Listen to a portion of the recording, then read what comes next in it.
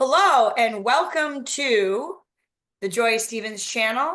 And today is December 5th, and we are doing our second show for Joe Swanson. And the first one that we did today was on teleportation, which you guys might want to check out. But right now, we're going to do one on human UFOs, which sounds super exciting. And he is an expert. So we are going to hit it and we'll find out what goes on. I don't know anything about this topic, Joe. Okay, well, it's going to take me a minute to get my screen up. Apparently, it doesn't want to go the normal route, so you're going to have I'm going to. to tell everybody a little bit more about Joe. So he was involved with, he signed up for the Air Force, and then they put him in special projects like the Montauk Project and such like this. And we discussed this on other shows. And so that's his background, along with a lot of other things that, fills into how he is, got this information. And now we have the screen share up and we're ready to go. Okay. Human-made UFOs. I went with UFOs because I'm old school. Not old school like flying saucers, like my friend T.B. Pilecki was, but he was my pen pal for many, many decades. Nice. Uh, My NDA allowed me to talk about public information. I had a 50-year NDA. I did a book and a patent search and turned up many technologies related to UFOs and flying saucers. And, you know, how these technologies could be used. But I found this wealth of information out in the patent library. And so we'll get into it. The reason for Tesla on the screen right now, the left-hand side, Tesla, I'll be getting into a minute, maybe right now. No, those are people of interest. Okay. Tesla, Tesla did probably the first electrical UFO. And we'll get into that in a little bit here. Some of the people of interest that you'll find here, Albert Einstein, of course, with his theory of relativity. Charles Proteus Steinmetz was the fellow who did 4 lectures on space, time, and relativity to an Episcopalian church after church meeting so that people could understand relativity better.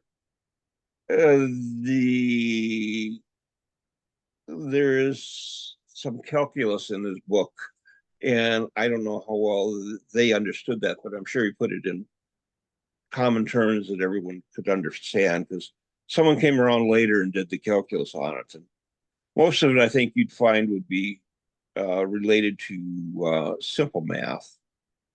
Eric Dollard did a series of YouTube videos. He was hired by the U.S. Navy and RCA, the RCA Radio Corporation of America. And they had this big lot that took up several blocks. That was all chain link fence and all that stuff around it. And in that lot, he had all of the experiments on magnetism and electricity from around 1600 until the late 60s. And he goes into detail talking about that. And he's got several YouTube videos out there that you might find interesting. Isaac Asimov, and most people know Isaac Asimov for science fiction, but he actually started out as a medical doctor and wrote a piece of science fiction on a lark.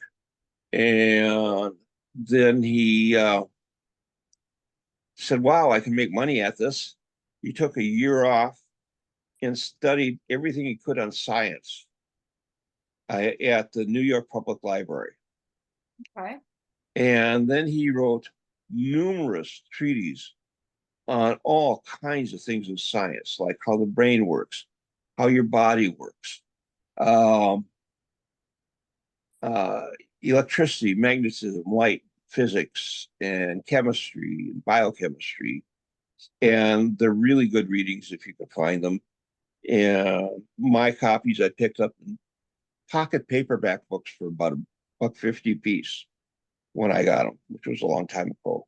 Linus Pauling is known for developing vitamin C. He wrote the uh, general chemistry book that a lot of people used over the years, and it's a fascinating book on the topic. Michael Faraday uh, made the first motor and the first electromagnet, and a lot of his basic math and theory is still valid today in everything that we look at. Uh, Mikio Kaku, is a physicist that's on TV everywhere. And you've heard of Nikola Tesla. Nikola Tesla, um, it was interesting when I found a copy of his Colorado Springs research notes and read through them. He really had a handle on things. Now, you hear everyone talking about uh, uh, quantum mechanics and stuff now. And rather than the quantum mechanics and relativity that Einstein put forth, Tesla did everything he did based on the concept of a sea of energy, ether type of thing. And in order to go forward from where we are, we have to go back to the sea of energy, I believe. R. Buckminster Fuller was kind of an interesting guy. He's the guy who developed the geodesic dome, and he developed a lot of other things. And he had a different outlook on things. And his book Synergy gives a lot of math in it, but his book Critical Path was the one that I found most interesting, and it didn't have as much math in it. It still was the long-winded sentences that he does because he wanted to be absolutely precise in what he was saying. But it's a really good general book on opening up your mind to different realities. Richard Feynman was a physicist who helped develop the atom bomb. Was probably the first person to put together of what today we might consider a computer, because he took a lot of punch cards and ran them through a collator, and then the output of the collator ran into another punch card thing. And he did the whole circle feedback thing to get the results faster than what they were getting out of the computers that they were using at the time. At the time, World War II, a computer was someone who sat down at an adding machine, did a bunch of adding. And what they do is they set up a room full of adding machines and people at them. So like 50 people all doing different parts of the same equation to check it out. You know, uh, let's see, where are we? T. Henry Morey. T. Henry Morey was a sea of energy type of thing. And what he came across is he came across some stones, and he was a Mormon, and what he was doing was trying to draw power out of the air, and he was able to draw 50 kilowatts of power continuous out of something about the size of a bread box and a 10-foot wire that was insulated above the ground 3 foot. And he used frequency division to bring the frequency he was getting down, and then he demonstrated by lighting all this stuff up. The problem he had was that he'd lose the frequency and he'd have to retune the thing, quite often. And today we'd have a phase lock loop that would just follow the frequency and do it that way. Yeah. T.T. Brown, Thomas Townshend Brown, probably developed one of the first. He researched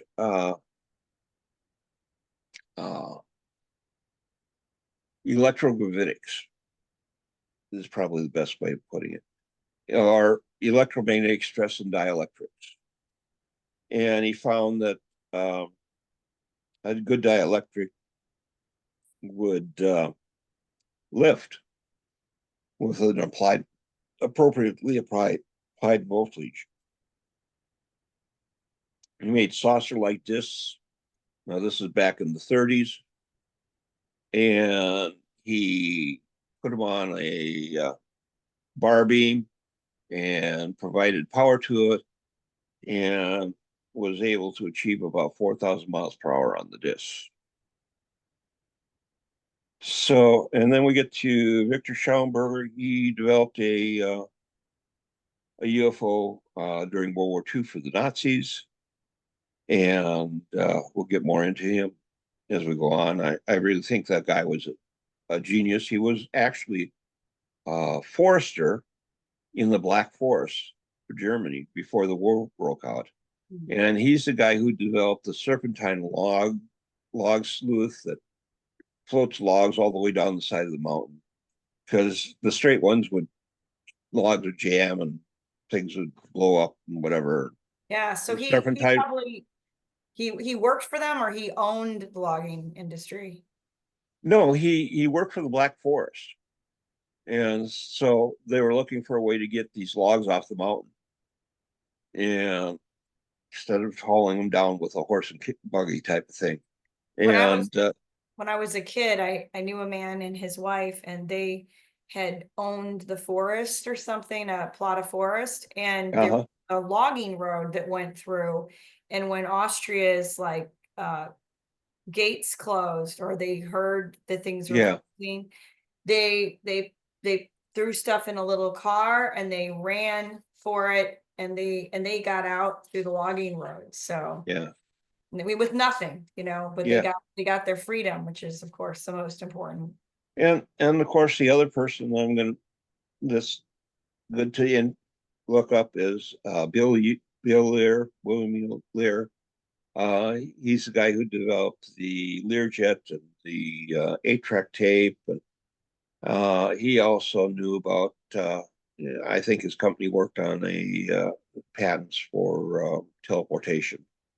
So those are just a few of the names of people that you can look at. Wow, I didn't know he did the 8-track tape. Yeah. Now, there's some websites, if they're still operational, I don't know whether they're still all operational, where you can find out more of this type of information if you're looking. A really good source on alternative aircraft and alternative flight would be the J.D. Nodland, Jay Nodland Free Energy Forum out of France. Nodland was a student, and one of the teachers over in France said, well, why don't we research all these different things and see whether they're really true or really happen? And so he's got all kinds of videos out there that show how the things are made and what they can do. And so it's a real good reference source for people that want to look at it. Another reference source is Rex Research, and they will talk about some of the stuff. They'll also talk about things on mind control and all kinds of different things like that. Then, of course, Victor Schauenberger, with his devices, anti-gravity technology. Victor Schauenberger, like I said, he was a forester. He came up with the ley lines. There's nodal points in the ley lines, and if you put a wooden barrel over it as a compost barrel, no bottom to it, but as a compost barrel, and put compost in there, you could increase the yield in your crops. Among other things, worldmysteries.com will tell you about Philadelphia experiment. There is the link that I've got there, and that'll give you a lot of information on that link. Where I found my best information was at Edwards Air Force Base.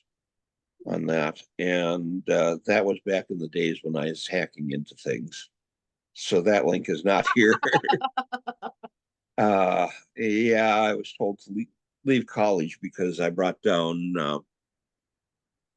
CDC Cyber 6400 computer network that had all of our Oh, defense and military stuff on it. uh-oh. You And then were of course, one of the early hackers, huh? yeah, yeah. Before there was an internet, it was called DARPANET. Oh, I, we had been given an assignment to bring it down by our teacher. We were learning the assembly language, and I said, "Well, geez, that should be real easy. All we need to do is get a copy of the operating system for it."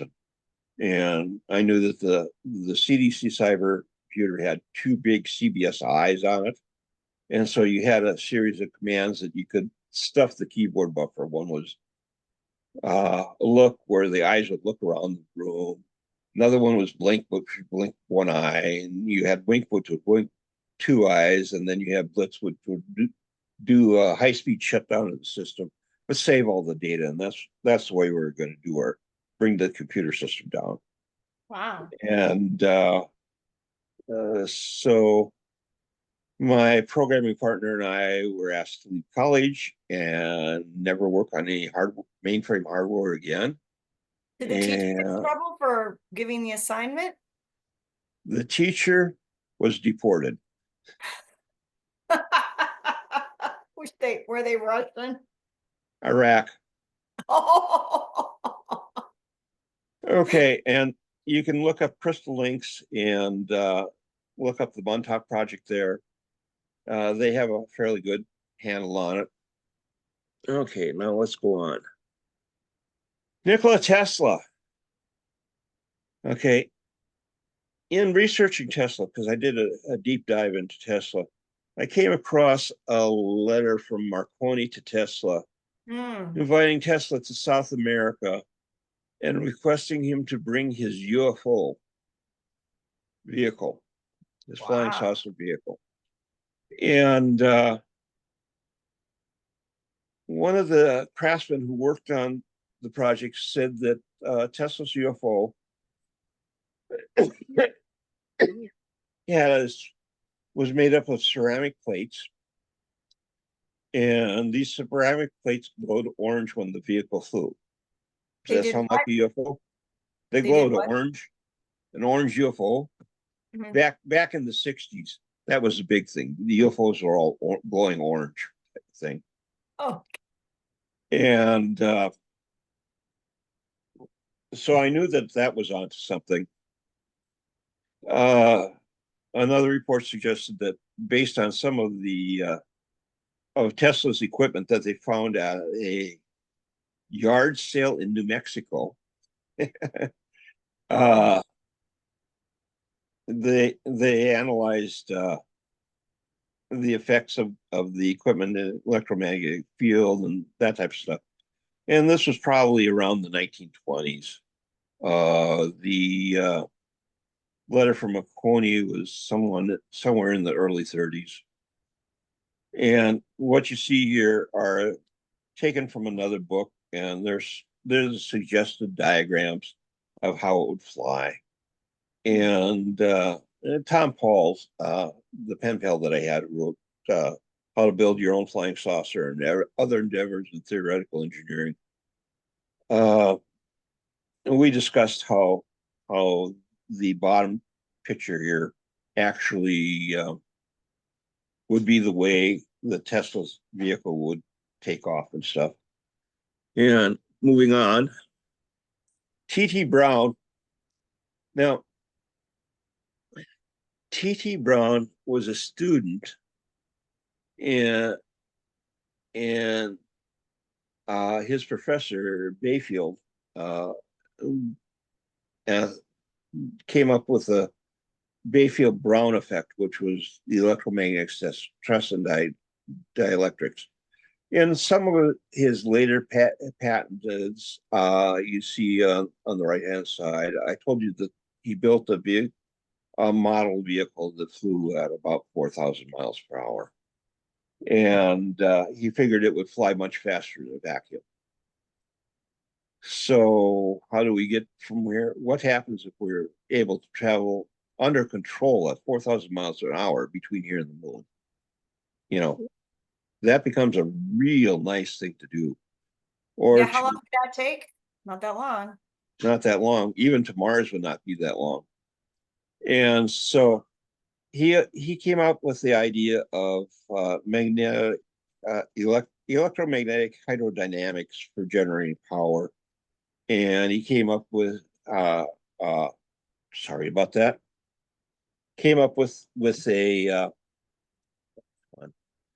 jet, like a rocket type of thing, and that uses electricity instead of hydrogen oxygen fuel, combustion type of thing, and had fins on the front of it so that you can control which way it was flying, and a lot of your basic stuff. And he was working on this and developing a lot of it for the military before 43.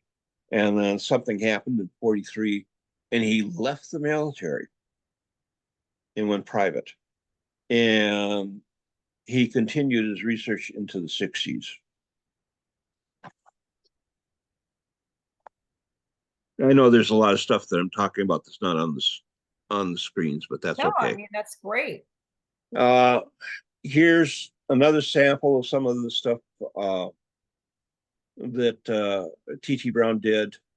The one on the left was the way you take that high voltage and divide it down so that you could have different voltages to work with. The one in the center was one of his UFO designs, actually. And this is where he had different voltages on different plates. And he had three balls at the bottom of the UFO to deter that were grounding balls for the negative flow. And that would allow directional flight. And then, of course, the one on the right is another one of his designs. So the balls stabilize the whole device. Yeah, they'd allow you for directional control is what the balls were. Uh, Victor Schauenberger, I told you about before, Black Forest, Forester, um, and he was working with nature quite a bit. And one of his favorite sayings was, "Fish do not swim; they are swum. Birds do not fly; they are flown." Oh. And what he meant by that is the way it works is not what you think it is. And he found how to increase crop growth with these. Like I said before, he had these barrels they put over the nodal points, and using concepts of implosion and vortexes is what he used. He was able to work with the Nazis, and they made the Foo Fighters, which were about 3 foot in diameter, and they were radio controlled. And they also made a 50-foot diameter, or 50-meter diameter, 50-meter diameter UFO using this technique that they used to fly during the early Nazi stuff. And he procrastinated on building this one. Hitler wanted him to weaponize it, and he didn't. And so he was kind of in poor. Uh, he had challenging negotiations with what he was doing with the Nazis at that time, and he Wow. really didn't. He really didn't like the Nazis. He came to under Project Paperclip. We brought him over with the rest of the SS Nazis that they brought over into the CIA and military industrial complex, and he was really pissed because all the German rocket people would not let him talk to anyone at NASA Oh. because he knew they could build this ship and it would Why outdate do we and want to suppress this? it Why? would Why? outdate any rocket that they have. And the ship itself had two electric motors to run the trout turbines that he had, one for lift and one for thrust, and the thrust was one was directional. And during the test flight of the vehicle, it reached an altitude of 22,000 kilometers, and it had a speed of 9,000 kilometers per hour. You know, typical UFO. Anyway, here's a few more of his designs that he used, give you a better idea of how the fluid flowed through the systems.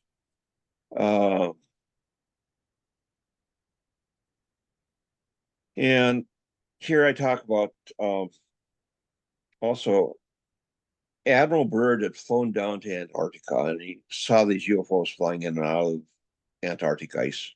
This was after World War II. And he came back and talked about it and talked to Admiral Forstall. And the two of them got together and they put together a fleet of ships, naval ships, aircraft carriers, battleships, the whole 9 yards. They're going to go down to Antarctica and take care of this situation about these UFOs, right. And it was called Project High Jump. You can look that up. And the UFOs just devastated them and devastated the fleet. And they limped into a port in Brazil afterwards. And well, the UFOs devastated the fleet. They only were able to take one UFO out. Mm-hmm. And they did this by accident. A submarine was rising from the depths, and it hit it on the way up. It hit it. Yeah. Were they able to retrieve it and take it back with them, or no? No, I don't think they did anything like that. There's no talk one way or the other whether they did or not. So that could be classified whether they did or not. But it was an interesting military encounter to read. Military Encounters of Extraterrestrials was a book that anyone who was interested would probably find very interesting. Frank Joseph is an interesting researcher on this stuff. So, and he has a link to wanting to research Nazi information. So, that's kind of his specialty.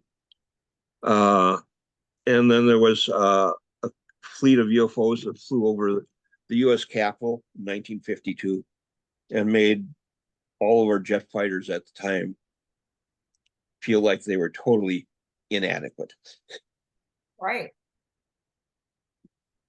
Okay, Project Rainbow, or the Philadelphia Experiment, as it's commonly called, was in 1943, and it was an attempt to make a ship invisible to radar. You may know this as the Philadelphia Experiment, and from the Charles Blitz book by that name. Well, this is technically worked. It damaged living organisms. They ended up with people in the decks and stuff like that because there was no reality bubble like we're in right now. And this was the predecessor of time travel in 63, the Montauk Project in 83, and portal or gateway travel. And you can see the presentation of teleportation for that. The people to be aware of would be Einstein, Bitter, Tesla, and Steinmetz on that one. And that'll give you most of the information you need if you want to recreate it. A friend of mine was in 68 an electrician on the Lexington aircraft carrier, and he had degaussing coils, which is what they call them. They had to make sure it had the right values on them and weren't shorted or whatever. And then he had a conning tower that they could run high voltage through, and 3 dynamotors that they could control the frequency output of and high power. And he was never to connect all of them together unless we were in a nuclear war. But he had to make sure that the equipment was there. And that's basically the same equipment they use on the Eldridge. So you know that it's still there, or as of 68, it's still there. So, okay. Operation Paperclip. This is where we brought Nazi scientists and engineers to the United States. These men were placed in high positions in our ballistic missile program, uh, which later became NASA. And they're just, they're there mainly, I think, to slow our progress down.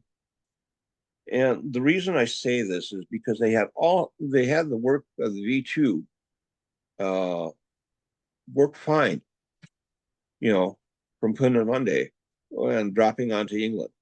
That worked perfectly fine. But all of a sudden they come over to the US and nothing works. They don't know how it was done, whatever, And finally, out of frustration, they said uh, they gained their knowledge of liquid fuel rockets from the patents of Goddard, which was one of our scientists, and it was before the war. The Nazis had sent people around to all the nations where they held their patent repository. And these people would go through all the patents by hand and make notes as to what the patent number was so they could call it up again and then make copies of what they found, which is essentially what I ended up doing later on after when I did my patent search. Uh, and one of the things I missed was the patent that which you see on the right here, a couple patents related to how you can get the rockets to fly higher, further, and faster with an electrical charge on them. So that's why those patents are there on the right-hand side of the screen. Uh, a lot of the patents that are there were on like a ramjet type of engines and rocket to make air rockets and jet engines that were different calibers, and they could also be used to make a nacelle. And that's what these three patents represent, where you can take an electrical charge and get the ionic flow of air through, like your ionic breeze type of things that they had, for cleaning air and whatever. Uh, no fans, it's just silent. And it's the electrical charge fluid, and you lose the uh, pollutants in it, collects the pollutants out. So anyway, then they went on to this is probably in the late 50s, early 60s. Yeah, 63 is when the patent was granted. And this again is based on T.T. Brown's technology. He was just happened to be the owner of the company that Brown was working for at the time. Uh, some of the experiments dealt with laminar flow over a wing, using high voltage to ionize the air, and then using multi-phase voltage to step it over the wing type of deal. And you know, uh, you could use the technique to create a thrust vehicle, like Star Trek with the nacelles, um, and push against the ion particles like the ion breeze purifier that I talked about earlier. And on the right hand side, you'll see they took a Corsair airplane on DC-10 or Corsair type of airplane, and they converted it, and they had a 6-foot uh, Wilmhertz generator, uh, probably like the one you could see up until you could see back in the day in the Chicago Museum of Science and Industry to Okay. generate the ionizing voltage that they used. And then they used high voltage three-phase AC to step those ions across the wing. So that creates the lift because it creates a lower energy field. Yep, yep. And then that It also creates at the it, same, it creates like with like a regular airplane. It's just that instead of using a propeller, you're moving the air electronically. and in that process, you also clean the air with Yeah, and it ions. needed a DC engine, diesel engine to run the Wilmhurst generator and run the and an alternator to run the three-phase cycle off of it. And they decided, well, it took about the same amount of power as it did to do a prop engine. So what's the value in it? But the technology is there, and you can look up the patents. Uh, Back in '63, there were a lot of things that were happening as far as patents and stuff. And this fellow developed something called an ionograph. And it was on the cover of Popular Mechanics in 1963, Popular Mechanics magazine. You can see it on the cover. Uh, the inventor was frustrated trying to find people who were interested in it, and he couldn't get the patent granted to him because they couldn't believe that it would fly. Oh, And the left-hand patent image that you see is an actual image of his patent, you know, that they were using. So, and it was called an ionograph. so he just couldn't get the funding. No, it wasn't that he couldn't get anyone to believe that it worked. Well, if he had the funding, then he could make it. He made it, and he had it working, and he Well, then had it how on the come people could cover of believe it? Popular Mechanics in 1963. And Wow. it wasn't until after the magazine came out that they decided they should grant him a patent. Oh my gosh. So this is the real Meet And George. they said, if you stop doing this, we'll give you a helicopter company. This is the real Meet George Jetson story. Okay. Warp drive. The Abercrombie drive, Abercrombie, Abercrombie effect. This is actual. They talk about gravity hill and gravity well, and this is actually what T.T. Brown was talking about in the 1930s. So I don't see this big thing. Uh, the V2 bomber has two magnetoheterodyne generators on it that it uses that are the jets that cause it to fly, and they produce about 15 million volts each. And so when they're in stealth mode, they use this effect to actually fly the plane. You can look that up in uh, Thomas Fallone's book, Electrogravitic Systems. And so, a warp drive that they're talking about, well, is it really warp drive? I don't know. Gravity hill, gravity well, yeah, I can buy that. Basically, you have a negative charge, which creates the hill behind the plane, and you have a positive charge on the leading edge, and you can control the voltage for altitude. You can control how much the voltage is, and you can use your wings tip and whatever. And that's where the B-2 bomber falls. Now, Right. And these planes just lift up like this if anyone hasn't seen it, and they can just go like that. no, the B-2 bomber takes off Can't. like a regular plane. It's not like Oh, a this UFO. okay. Uh, and the middle But section that there, is using the stealth technology on that as well, or no?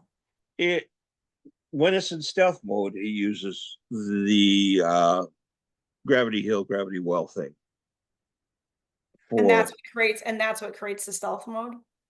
yeah, that's part of the stealth mode. Uh, because there's no heat signatures with it. Then Oh, there's an ion signature, but there's no heat signatures. So when you Is check for there a UFO, way to detect the ions from a far distance or no? not really from a far distance, but from closer up, there can be devices to check it. I know I had when I ran an electronic shop, I had stuff that would do that. Uh, they taught in Star Trek, Star Trek, they show a design for a Vulcan vehicle, and you'll find the patent of that design in the middle. And this is closer to a warp drive because it uses a magnetic ring to generate that stuff. And I can't remember what the far right patent is right now because I can't see it good enough to tell what it is. But anyway, is it warp drive? I don't know. I don't think of it as warp drive because you're not warping the dimensions of space time, but you are creating kind of an artificial gravity so you fly in the artificial gravity. Okay. I got to remember what this one is. Can you read that top line for me? Yeah. In 2004, there No, is, above that. oh, the TR3B. Oh, okay. The TR3B. I can't see because of the way Zoom handles it. It's blocking up my Oh, stuff there. sorry. Uh, the TR3B, we've heard references of this for many years. In 2004, there was a data dump by the Defense Intelligence Agency of government secrets that they kept for 50 years or so. And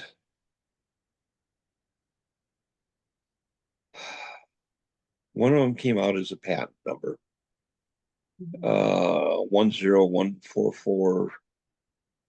10144532532B3. And that was for the TR3B. They've had this for a long time. I know one of my ex-NSA handlers talked about developing a force field for the TR3B and then ending up flying on the TR3B for a number of years. Uh, Back in the 80s, like in 86, I think they're flying over Belgium and, these black triangle type things. And he said from 40,000 feet, you could hear a whisper on the ground Wow. From the, with the TR3B. So, that's within an atmosphere. Uh, so anyway, we'll go on. What the Department of Defense is doing, I talked earlier in above black about how they compartmentalize and stuff into industry. And they've started doing this where they compartmentalize overseas because, like, we have a 50-year window here where you can keep something secret. But over in England, it's 300 years. So if they have a critical part that they want developed, why not go to England and have it developed so that they can keep it secret for 300 years, right? oh. Is that So the anyway, reason why some people, I'm aware of a gentleman who works with a bunch of all the top scientists really, and he is out of London. Is it because if you do stuff in there and you do the legal work there, it stays secret longer or yeah, whoa, I'm gonna have to interesting, huh? wow, that just blew my mind. Well, Okay. that makes sense because, London and Washington, DC, and the Vatican all fall under different rules. So, Yeah. The Vatican, Vatican archives. One of my friends is the next monk, and I talked about Charles Steinmetz's book, Four Lectures on Space, Time, and Relativity. And a group of Benedictine monks were there at the time at the Episcopalian Church. I don't know how those two hang together, but they do. And they made audio recordings of the whole thing. And Wow. so when he was here in Minnesota going to Catholic college for that as a monk, they got to that part of the program, and because he was the only one of the monks that had any science behind him, he had to listen to those lectures and translate them for the rest of the monks. Hmm. So don't think that the Vatican doesn't know about some of this stuff, because they Oh, do. sure. Um, the TR-3B again, the patents. There's triangle spacecraft patent, space vehicle propulsion,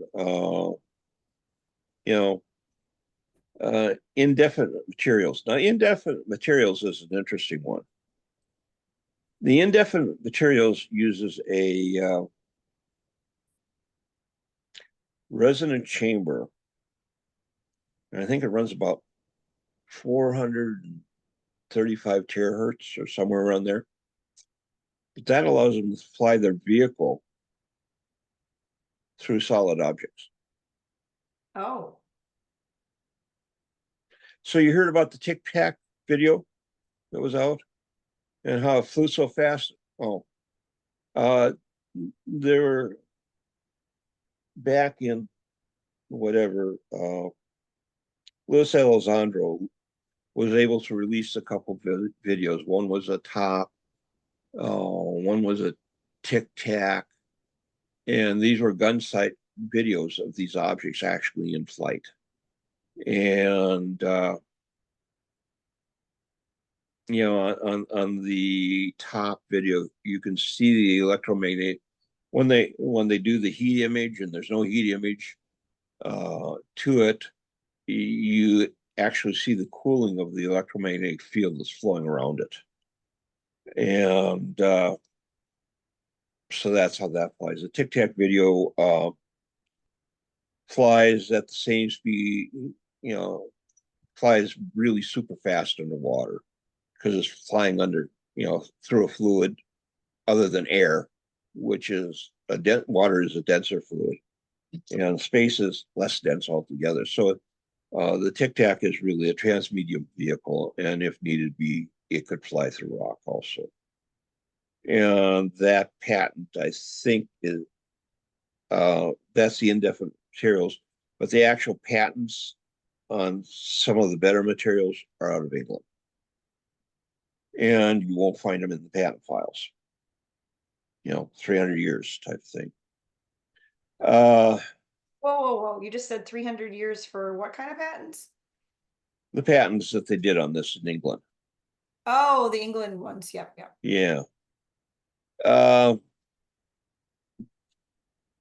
and then, of course, broadband modeling of three-dimensional, interconnected, embedded, multi-layered substrates. This is all related technology. It's a little high and a little more than I really care to get into here. Let's see what I've been asked a number of times, why are there so many shapes? I don't know if I'm getting into the alien reproduction vehicle, but I'll see whether I get into it or not. Uh, the saucer shape is really probably the best design. One of Tesla's things was the curved surface will hold a charge better than a flat surface.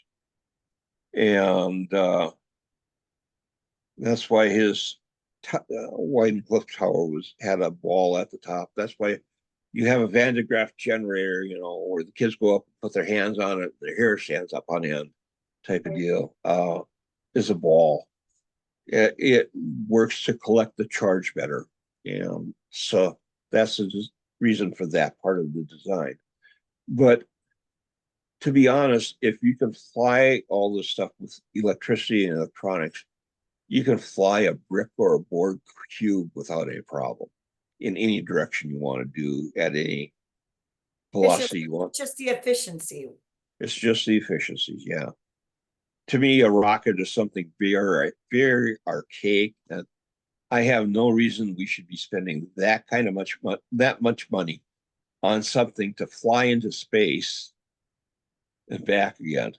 Uh, to me, it's just a waste, and it's old technology. There was a stepping stone back in the 30s that should have died then, shortly thereafter. But no, it became a, Why are we maintaining that illusion? Is it part of an illusion? Like this is our oh big yeah, technology and then we sort of have our other, so I mean, is that the whole yeah. point of I it, think is an there illusion? may be a breakaway civilization that's going to happen sometime in the future. I don't know when. How do they fly? Implosion, vortexes, electrostatics, ion thrust, electrogravity, ionic kill, and valleys, excuse me, wormholes, dimensional travel, portal travel, and teleportation, just to name the ones I'm aware of. You know, so there's all kinds of ways to make things fly, and propellers and jets and rockets are stepping stones. Yes, we're using them, but we could be much more advanced than that. You know, the patents, if they're classified, they're up to 50 years behind the actual cutting edge of technology, as illustrated by the TR3B patents.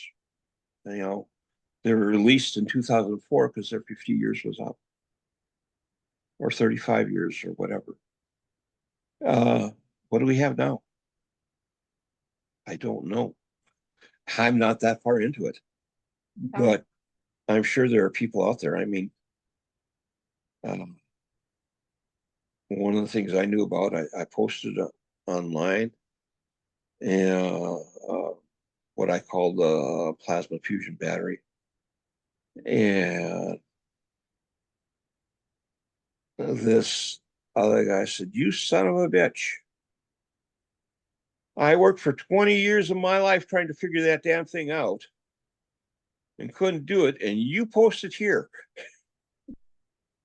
aw. So, yeah. So you think Uh, they can do teleportation to satellites? Or oh, do you yeah. think that the satellites are just out there and once they're out there, they If can't? you can teleport between Earth and Mars, why not a satellite? So Why not the space station? let's say you teleportated, an engineer or, some kind of technician out to a satellite for hands-on fixing. Does that, do you have a warp in the time thing? So like it looks like they're gone for 3 days and really they're gone for 2 years or 20, It 20 doesn't. years The or si- no? the 60 and 3 that I did was that was an alien technology. That was not U.S. technology. I got to be clear about that. That was nothing to do with the U.S. The U.S. didn't have that type of technology. Okay. So, they had some different technologies than we did. Anyway, so maybe a Tic Tac UFO can fly through rock. More than likely. They have it on Marvel, I think. Yeah. Uh, some vehicle shapes. Now, these are shapes that I know of. In the upper left-hand corner is the Avro Aero car. And I think I've got a message on that at the end. This was back in the 50s. My first abduction was with what the aliens call the Model T UFO, which is the line drawing, graphic drawing there that you see. And that is, you can see that in the designs of T.T. Brown as to how that works. Uh, the lower left is a Oumuamua image, and the Oumuamua is like the ones we built in the rings of Saturn. Hmm. They wanted them to look like space debris, so we used the rings of Saturn, and we welded the rock together to make the shells. And That's where I left it. So the 8,500 foot ones were for travel, and the 2,500 foot one was meant to be like a base. Hmm. And they had some that were 300, 600 foot diameters, you know, triangles or whatever. And those were used as shuttles. They also had, the aliens gave the government an 80-foot diameter, roughly 3-story high shuttle that allowed them to shuttle personnel between Australia and the L5 base at the time. And that's old technology. A lot of those people probably have a lot of time left on their NDAs. You know, if you go into the Air Force and you're like 20, you add another 20 years on a 20 and back program that puts you at 40. And then you've got a 50-year NDA on that that puts you at 90 before you can talk about it. Yeah. So yeah.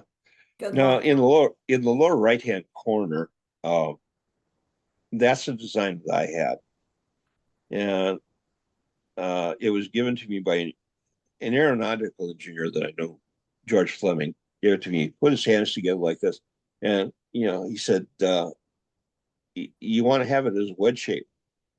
And so I thought, okay.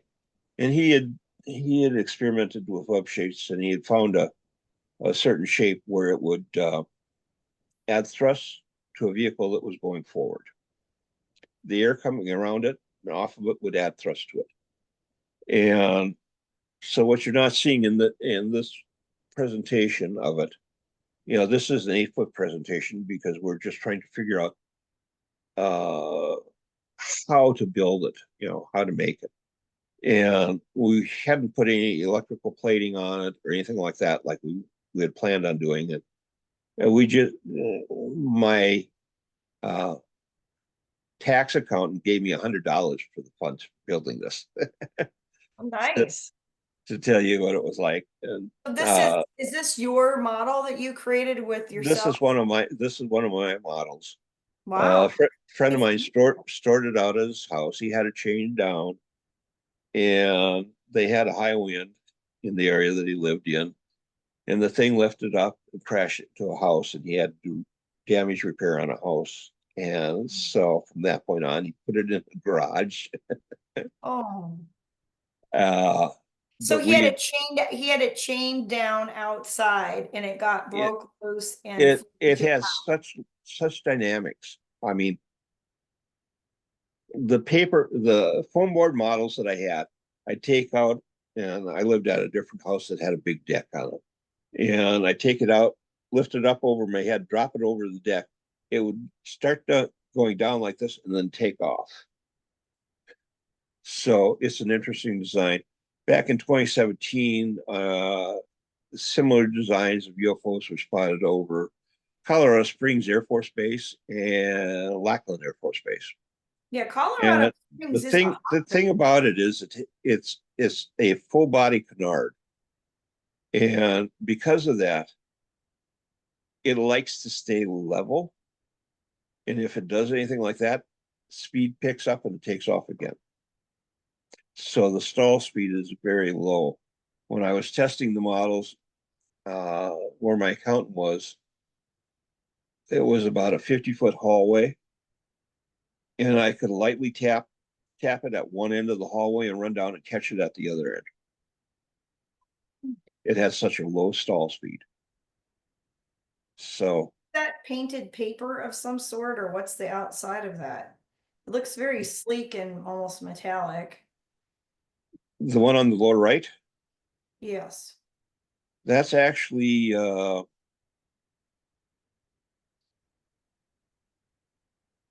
was it? 3/8 inch plywood. It's a mahogany type plywood. It was the cheapest I could find. So yeah, and trying to figure out how to get it in there. Um, it's like a 4x8 sheet cut corner to corner. And you take two sheets to do that, and you give them a 30-degree, everything's 30, 60, 90 basis for aerodynamics. So in the back of that, you've got a diagram. Is that like a wind diagram or a material? What is that? An energy flow? Looks We're like behind it. artwork. This looks like some kind of artwork that almost mirrors the. No, no, that's just part of the presentation. I did a 2-hour presentation on this up in Fargo, and I had 3 members of the Air Force there watching the presentation. This was in 2001, 2002, something like that. And 2 of them were engineers, and one was a psychologist. The psychologist was there to see whether I was nuts or not, you know. And one engineer was to take notes, and the other engineer was to interrupt the proceeding. Oh, how lovely.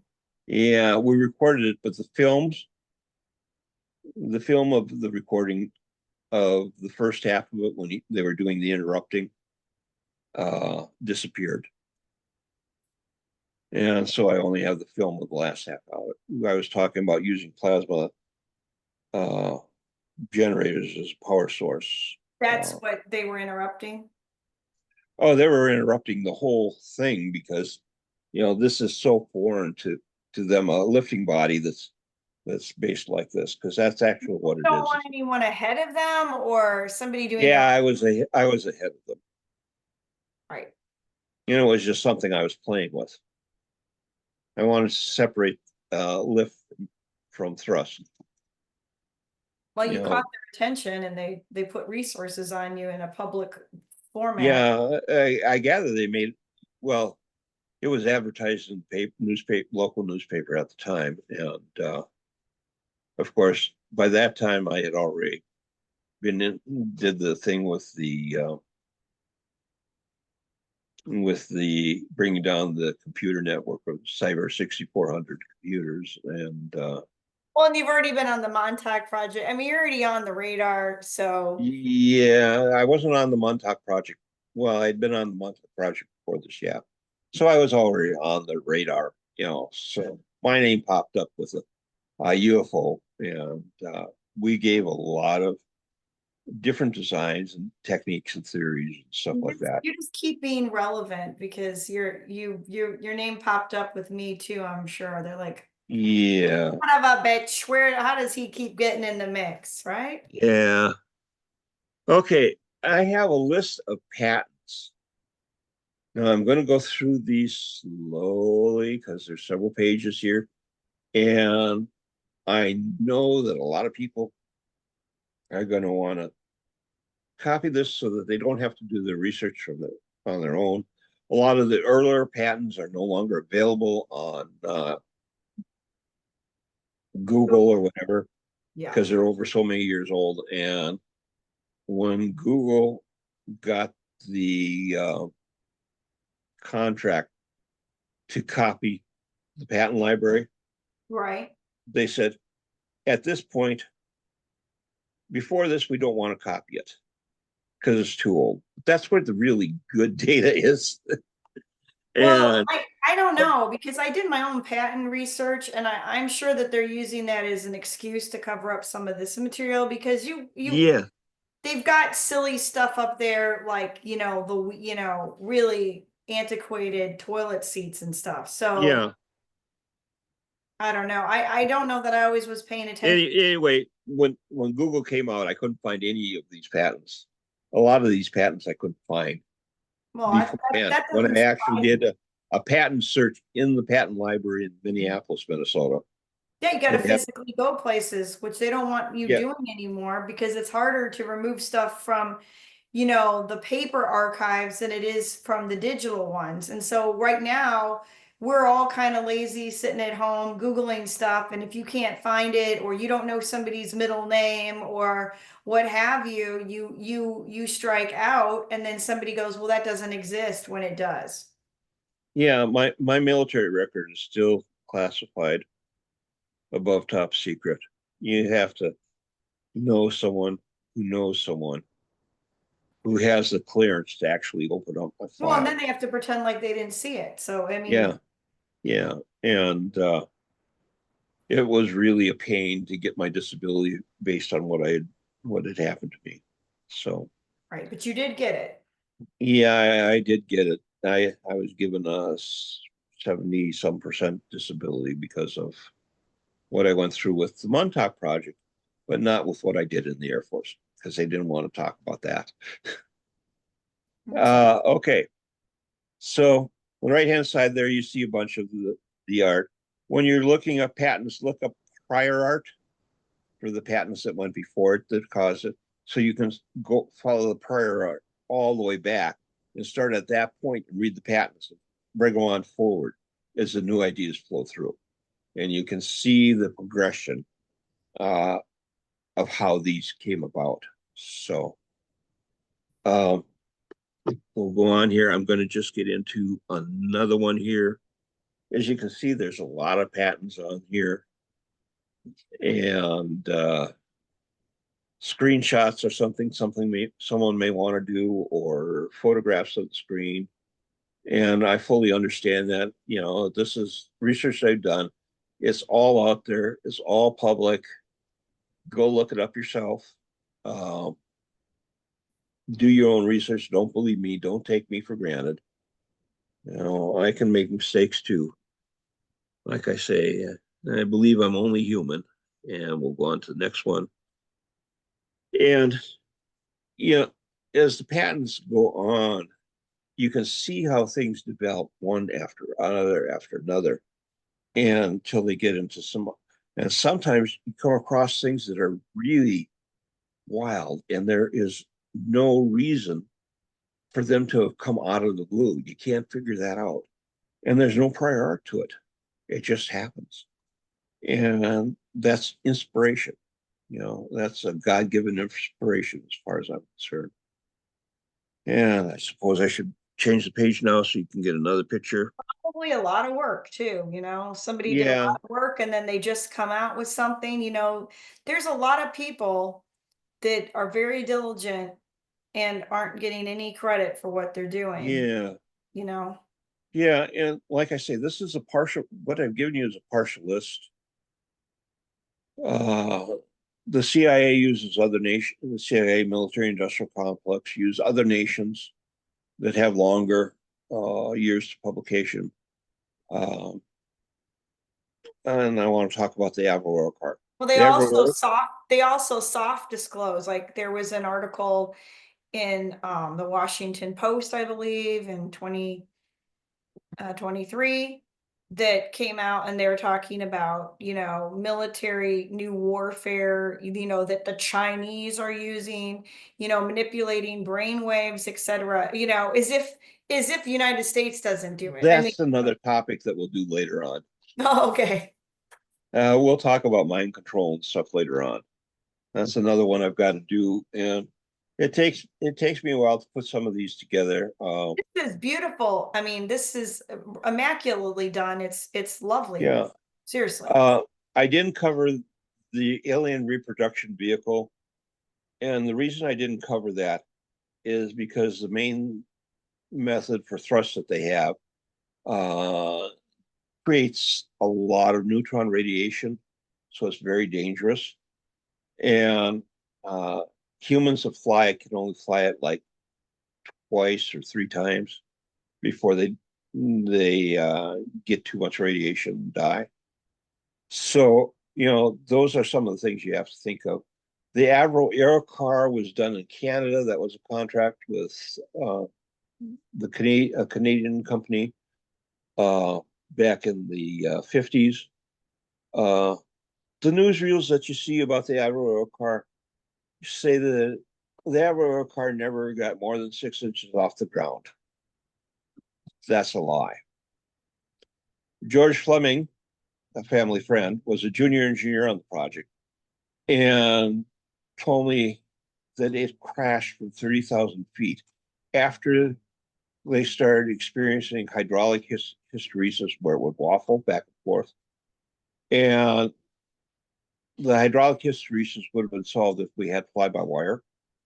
But what happened is the pilot bailed out of it and left the engineer there, not knowing this pilot had bailed. And Oh, so it crashed with the engineer on it. The pilot was given heroes ratings, whatever, but nothing was ever done for the engineer that was stuck on board. And it crashed from 30,000 feet into a swampy area in Canada. They dredged the whole swamp to get every frickin' piece and sliver of the vehicle that they could find. that is heartbreaking and kind of pisses me off. Just want to know, Did they this give is an this is. apparatus? Did they give an apparatus for the engineer to pop out if he'd have known, or did he not even have an exit I strategy? think he did, but I didn't think he realized that the pilot had bailed as he was trying to adjust the hysteresis on the hydraulics so it wouldn't be waffling so much. So yeah, just a bad situation all around. Thank you. I hope you enjoyed that. I did Let me get until you rid of it. I did until you made me want to cry at the end there, Joe. uh, I have that a gives you an idea of how these things are done. So, you know, they don't care about the human risk. They don't care about what happens to people. When you join the military, you sign away your life, and they don't tell you that. That's what you do. I have some engineers in my family, so like that hits home to me, when you Mm-hmm. have that dutiful minded person trying to be responsible and do their part and Yeah, they got left. yeah. Like the spacesuits that we use, they're pressure suits. The suits the alien use, they're compression suits. Those are two different things. You know, of course, their compression suits are really phenomenal. You can survive 2 weeks in a person suit without any problem. So the only problem is if you're stuck in space and you got all the space around you and you're just a little dot in the middle of nowhere. I guess you got 2 weeks to get picked up. Yeah. That's wow. I mean, I guess I'm still just upset about the engineer. But This was back in the 50s. This was a long time ago. that doesn't make it okay. I No, mean, it doesn't. it And kind of and George was saying that the head of the project would go to the States to see something probably in Ohio, Hangar 18 type thing, and then come back and do more design modifications. And the Air Force actually made something similar years later that they could fly. It flew with a nuclear reactor, small nuclear reactor, and they could keep it up there for months at a time, just flying around. And because of the way it was constructed, it was very hard to get a radar signature on it. But what is it about Colorado Springs that seems to be such a Colorado Springs is the Air Force College. right? And then, but it's also isn't that in the area that Tesla had his thing before they burned it? And Tesla went out there and did his research on I don't know what you call it, but he was looking at broadcast power at the time, and he his equipment generated so much energy that people complained about their electric stoves and stuff going on and whatever. And Tesla put a couple of rods into the ground and hooked up a toaster and a number of electric lights at night, and he'd do this at night when they weren't using power for the city, so he could take all the power that he wanted. And he read a book and made himself a piece of toast and then went in because it worked. And that's what Weidencliff was supposed to be, that came afterwards, was supposed to be a ramped up version of that. Also, during that time, Tesla realized, watching clouds come over the mountains, that the crystal Earth has an electrical resonance of about 7.5 hertz. And 7.5 hertz is right in the alpha range of brainwaves. So, a lot of it is all interrelated. Right. And the elevation too, did that play a part in, what goes on there or no? It was, think of it this way. The power plant was hydraulic, so there was no smoke in the air. The water was pretty pristine. It was before radio and TV. So whatever equipment he had, which were resonant little reeds that were vibrate to tell him what the frequencies were, would that's basically what he needed. And a lot of the photos you have with him, big Tesla coils going off and stuff, he was experimenting with photography and double exposure on those things. So you see him there, and there's all these lightning bolts around. No, he was sitting there without any lightning bolts around him on a long exposure, and then they exposed it again for the lightning bolts. Picture, right? So yeah, the and he talked about that in his Springs notes. And what was kind of interesting to me about his notes, 1980 something, uh, or 1880 something. I mean, one of the things that was really interesting to me was when at the end of World War II, it was handed back. All those research from that period was handed over to the Czechoslovakians. Well, not all of it, but Yeah, well, and so in order to get a copy, when I looked for a copy of his research notes, uh, there was one in Jacksonville, Florida, at a library there, and Hennepin County Library in Minnesota. And if I wanted to get a copy of one, I had to go through the Czechoslovakian embassy oh and wow. request a copy, and I had to be cleared for the copy by the U.S. government. So I, like a hacker, I thought, it costs so much for a photocopy. If I take a roll of quarters down, I bet I could photocopy the whole thing. And so I took a roll of quarters down to the Hennepin County Library and photocopied the whole thing. And one of the military intelligence guys came by. What are you doing? Well, I'm photocopying Tesla's research notes. Well, why are you doing that? Well, there might be something interesting. He said, that's old technology. And I said, yes, but there might be some interesting clues to what future technology can be. And Right, right. he was really pissed about that. But that was one of the handlers that I had at the time. That was back in the 70s. So that was military intelligence that was monitoring me. And in the 80s, it was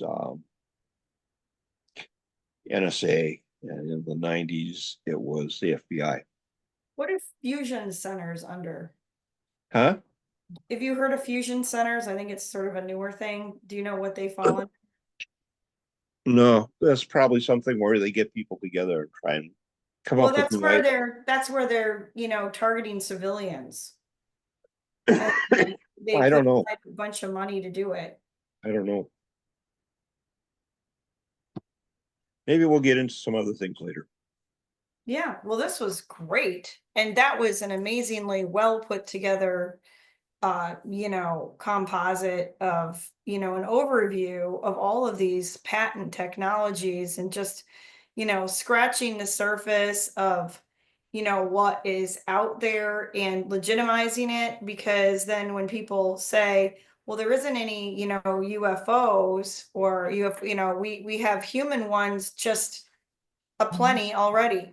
So, and that isn't even bringing in all the other technologies. So, thank you so much for doing that and getting all these shows knocked out today, Joe.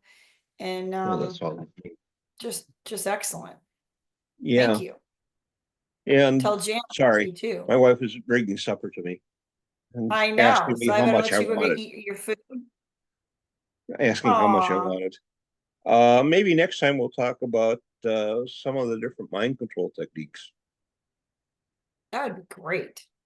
I So would enjoy that much. yeah, So it's going to take me a long while to get into the getting a proper one on healing. yeah, because we also want to give solutions, and people can go and check out chakra forces. Yeah, chakraforce.com has a section on interesting reading, and that talks about how I came into. I was doing research on power from the air, and I figured out the frequency of the Earth and the atmosphere together, and how it makes crops grow if you get the right frequencies. And it wasn't until 2004, roughly, that I read a book by Hulda Clark that told why those frequencies that I discovered in the earth, but why the crops grew so fast. I couldn't figure out why. It just didn't make any sense to me. But I found out if you kill the pathogens that attack the plants and Oh, stunt their wow. growth, they grow better. And Right. that If works if for you that if you works for if you humans don't too. have the resistance coming up against you, Yeah. then you can. And that works for humans too. I mean, we took a crop from seedling in the end of May to harvest on the 1st of July. And the crop was bigger, healthier, and tasted better than anything you've ever tasted that's similar. Right, which is also why it says in the Bible to fallow the land, let it rest every like 7 years. It helps the good bacteria to come up, and the fruit's supposed to fall and rot, Yeah, all this and stuff like and that. the thing is that we've been putting so many chemicals and so much other stuff onto the land. I had a friend who decided to take his farm from into make his farm an organic farm. And he has so many years where he couldn't put any chemicals on it. What he did instead is he used radionics to tune his equipment and tune his farmland. Wow. And even before he could, without using any chemicals, any herbicides, pesticides, fertilizers, or anything like that, yeah, he was able to produce more crop per acre, yield per acre, more bushel yield per acre than what his neighbors did with all the chemicals that they're putting on. Well, and I know somebody who has a dairy farm, and they actually have a radionics machine, but they call it the washer, and they use it on their cows, and so then Oh they don't have, yeah. yeah. Well, a lot of the farms, the cement foundations for a lot of the bigger buildings will pick up stray voltage, and that'll cause the cows to have, and other animals to have pains from these stray electronic voltage, and so you have to find a way to remove that energy so that they can heal better. And I was part of a research project in the 70s on that. Wow, it's so interesting. They're So, traumatizing the cow. I mean, they're very yeah, sensitive. and then they don't produce as well.